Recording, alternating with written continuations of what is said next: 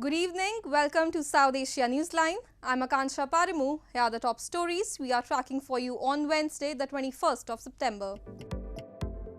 Indian PM Modi's no war comment to Putin lauded by France and United States.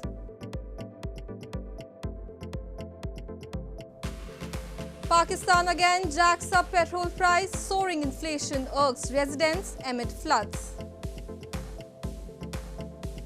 And Nepal's President Bhandari refuses to ratify Citizenship Bill. And now for all the details. The United States and France have welcomed Indian Prime Minister Narendra Modi's remarks to Russian President Vladimir Putin that now was not the time for war. New Delhi's sharpest public response to Russia's invasion of Ukraine. PM Modi had spoken regularly to Putin since the war began in February, seeking dialogue and peace talks but without publicly condemning the war. The United States and France have welcomed Indian Prime Minister Narendra Modi's comment to Russian President Vladimir Putin that now was not the time for war. New Delhi's sharpest public response to Russia's invasion of Ukraine. Modi made the remarks during a meeting in Uzbekistan last week and told Putin today's era is not an era of war and that democracy, diplomacy and dialogue kept the world together. Putin responded that he knew Modi's concerns over the conflict and said, "We will do everything to stop this as soon as possible." US National Security Advisor Jake Sullivan during a news conference on Tuesday hailed Modi's stance and said Washington would like to see every country in the world making that case. What Prime Minister Modi said, a statement of principle on behalf of what he believes is right and just, was very much welcomed by the United States and for the Indian leadership, which has long-standing relationships in Moscow from the very top all the way through the Russian government, to continue to reinforce that message that now is the time for war to end. French President Emmanuel Macron also mentioned PM Modi's remarks in his speech at the United Nations on Tuesday and said Modi was right when he said the time is not for war. The Indian Prime Minister had spoken regularly to Putin since the war began in February, seeking dialogue and peace talks, but without publicly condemning the war. India's biggest defense provider for years, Russia is now a big supplier of oil and coal too. Indian Navy Chief Admiral R Kumar on Tuesday said that China has kept on increasing its presence not just on land but also on maritime borders and is still a formidable challenge. The remarks came 2 weeks after India and China announced disengagement at a friction point in their border in eastern Ladakh, where they have been locked in a confrontational position since 2020. Indian Navy Chief Admiral R Kumar on Tuesday said that China is still a formidable challenge as it has kept on increasing its presence not just on land but also on maritime borders by leveraging anti-piracy operations to normalize its naval presence in the Indian Ocean region. Kumar added that terrorism is still a major security threat in addition to the existing military challenges, and staying one step ahead of constantly innovative tactics enabled by niche technologies is still a challenge that persists. China remains a formidable challenge and has increased its presence not only along our land borders but also in the maritime domain by leveraging anti-piracy operations to normalize its naval presence in the Indian Ocean region. To our west, Pakistan, despite economic constraints, has continued its military modernization. The remarks came 2 weeks after Indian and Chinese soldiers this week disengaged at the remote Himalayan border in Ladakh after more than 2 years of a standoff. Moving on, a senior research analyst at the European Foundation for South Asian Studies told the UNHRC session in Geneva this week that enforced disappearances continue to be a significant political issue in Central and South Asia. She particularly mentioned Pakistan and said it has not just failed to effectively criminalize enforced disappearances but has also failed to collaborate with relevant investigation bodies. Joanna Barakova, a senior research analyst at European Foundation for South Asian Studies, EFSAS, told the UNHRC session in Geneva this week that enforced disappearances continue to be a significant political issue in Central and South Asia. She said the recent UN report on China is a great example as it highlights Beijing's systematic atrocities against the Uyghur population. She also mentioned Pakistan and said it has not just failed to effectively criminalize enforced disappearances, but has also failed to collaborate with relevant UN bodies and investigations. Human rights activists have long claimed that enforced disappearances take place in Balochistan and Khyber Pakhtunkhwa, where Pakistani security forces operate with impunity, and the government has repeatedly failed to act against such inhuman crimes. The case of Pakistan is particularly concerning. Pakistan has not just failed to effectively criminalize the enforced disappearances, but has also failed to collaborate with relevant UN bodies and investigations. Pakistan's Interior Minister Rana Sanaullah on Tuesday claimed that those who are involved in enforced disappearances of political workers, human rights activists and other individuals are the violators of the constitution and conceded the government had limited writ in this regard. He said he has taken up the matter after 3 MQM party workers were found brutally killed in Sindh province years after their disappearance. MQM has alleged they were extrajudicially killed as they were reportedly missing for several years after being arrested by paramilitary rangers. The Pakistan government has once again increased prices of petrol in just 1 week, raising worries for locals who are irked with already rampant inflation. Residents in Karachi city said they are fed up of frequent price hikes, and the flood situation amid the economic crisis has also added to their woes.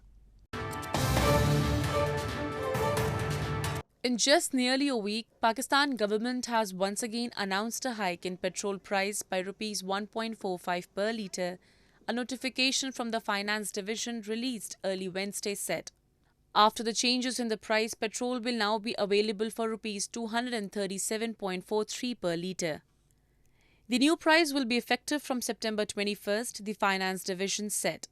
This comes at a time when Pakistan is experiencing its worst floods in decades that has also created food shortages amid the ongoing financial crisis.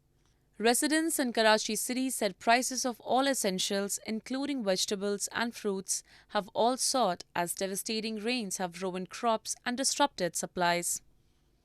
They lamented they don't see any ray of hope.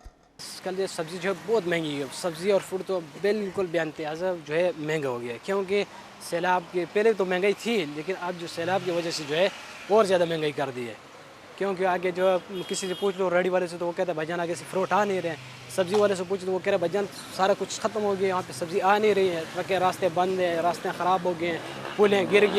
Pakistan's 220 million people were already facing rampant inflation before the catastrophic floods hit, and the economy is in turmoil, with fast depleting foreign reserves. Officials say that more than 2 million acres of agricultural land has been flooded across Pakistan, with the deluge destroying most standing crops and preventing farmers from sowing new ones. The floods have affected more than 33 million people and killed over 1,500 so far. Activists made emotional appeals at the United Nations this week to protect Afghan girls' education, as schools have remained shut for them in Afghanistan for over a year now.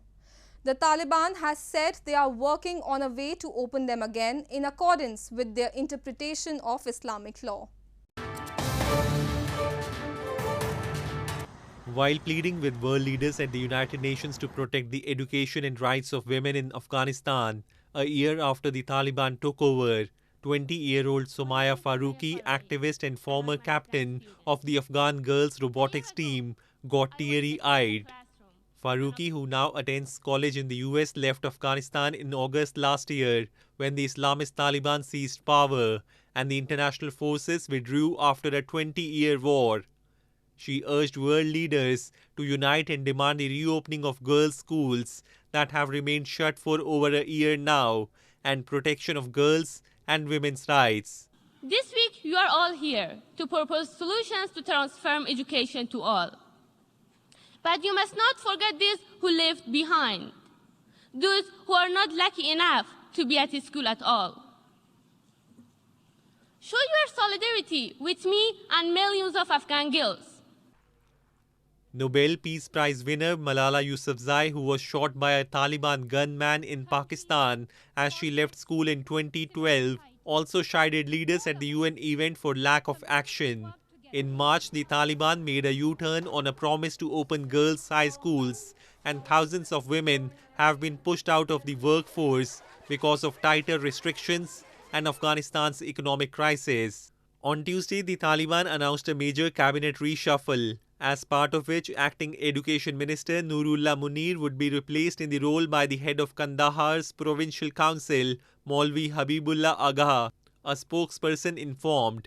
No reason was, however, given for the reshuffle. The Taliban say that since March they have been working on a way of opening girls' high schools in accordance with their interpretation of Islamic law. In news from Nepal, Nepal's President Bidya Devi Bhandari has refused to enact the controversial Citizenship Bill sent to her for final assent by both houses of the parliament. The constitution required her to ratify the bill by Tuesday midnight after a 15-day deadline, but her decision has made it a case of complete constitutional breakdown, local media reported. Nepal's President Bidya Devi Bhandari on Tuesday refused to ratify the Citizenship Bill, which was passed twice by both the houses of parliament within the mandatory deadline that expired Tuesday midnight. President Bhandari chose not to ratify the bill after consultation with cross-section of the society and suggestion that the issue merited wider debate and consensus. She missed the deadline deliberately as tenure of the current house ended 72 hours prior to deadline, local media reported. The bill, which defines the entitlement for citizenship based on marital ground and ensures non-voting citizenship to non-resident Nepalis living in non-SAARC countries, was reviewed and sent back to the President for ratification.